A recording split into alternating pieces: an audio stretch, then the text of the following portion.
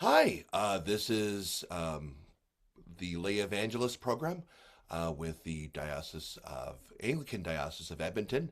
I'm Reverend Eric, and I'm joined by good friend, good colleague, non-Anglican, Reverend Debbie Fawcett, who I work with the mustard seed.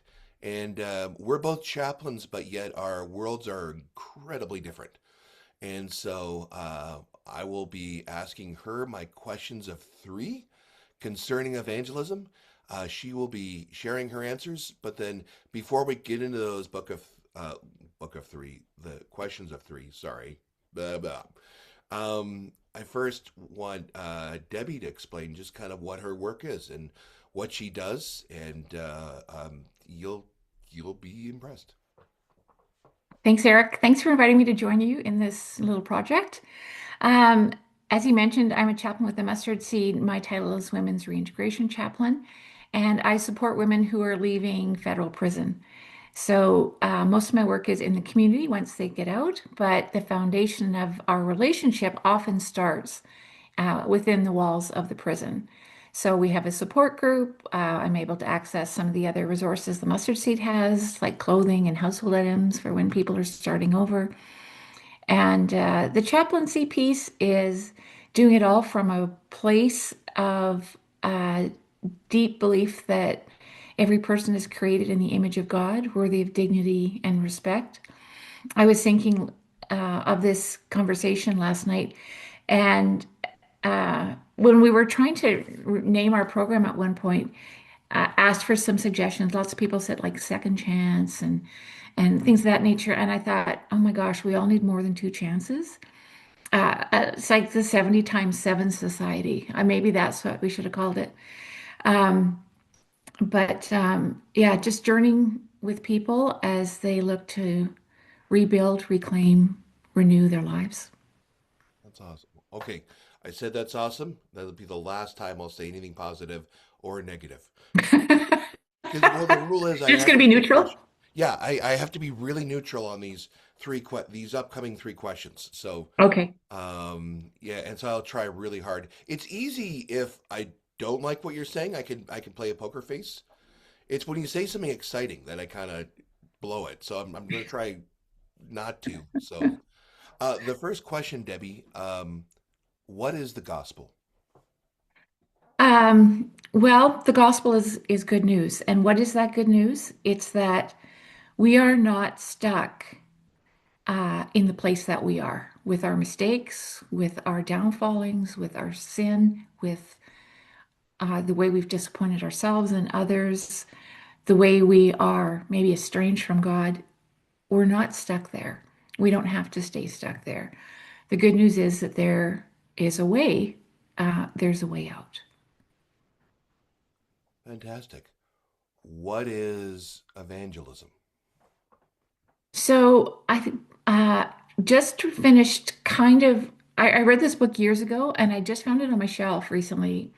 And I feel like the title alone kind of re-sparked to me what evangelism is. And it's by Leonard Sweet called The Nudge. And I think the subtitle is Awakening Each Other and Ourselves to the God Who is Already There. My quoting probably is not that great. But I think evangelism is helping people be aware of the God who is already speaking to them, already present to them, already loving them, already wanting the best for them. Um, a hero of mine, as you know, Eric, is Father Gregory Boyle. Can't talk about the work without talking about Father Gregory.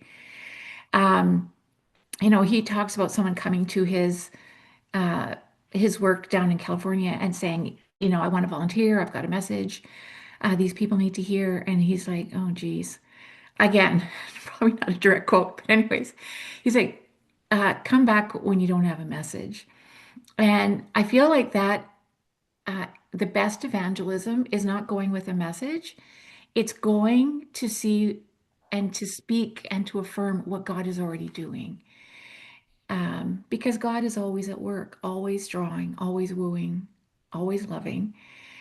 But we and each other don't always recognize that. And so evangelism is helping each other see the God who is at work.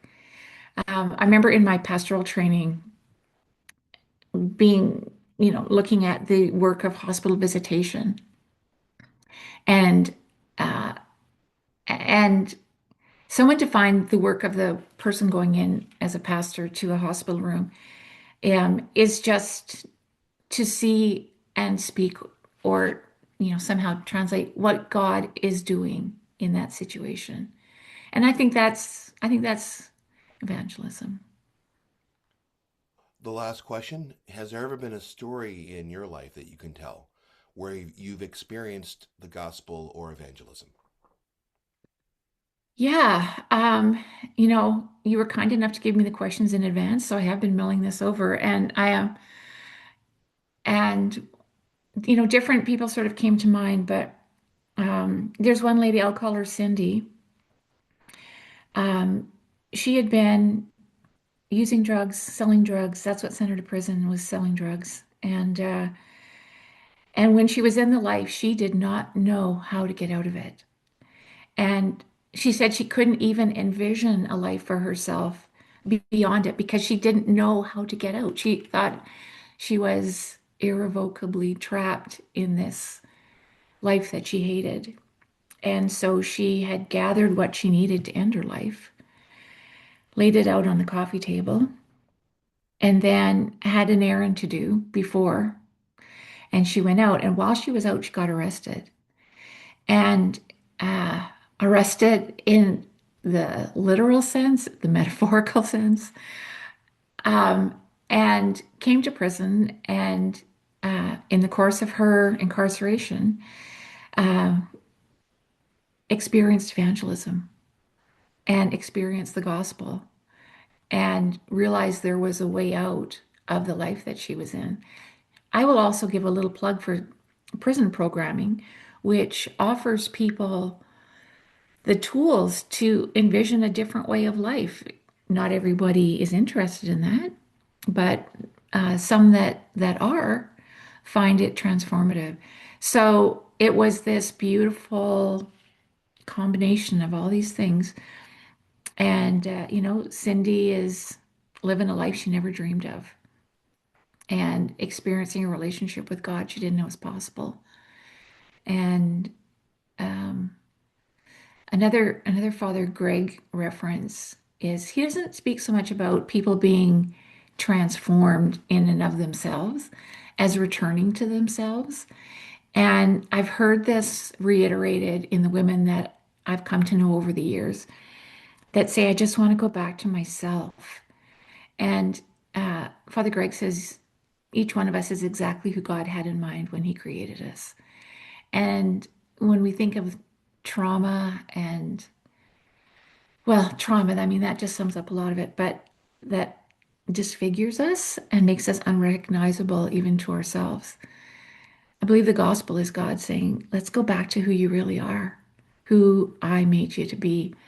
And that person's meant to be in sweet, beautiful relationship with me. But I think of Cindy, I just think of so many that um, have come back to themselves. Well, thank you very much for sharing. I really appreciate this, and we will be putting a link to the mustard seed, which is what you work with, that you can go to the website and learn more about what Debbie does and what the team does around her. But in the meantime, thank you very much. Thank you. Thank you, Eric. And as always, please like, subscribe, comment, and share. We need to get the word out about getting the word out. And so this doesn't happen just because it's on YouTube. We need people to spread this around. And so, in the meantime, thank you and stay tuned for some more answers. And now I'm trying to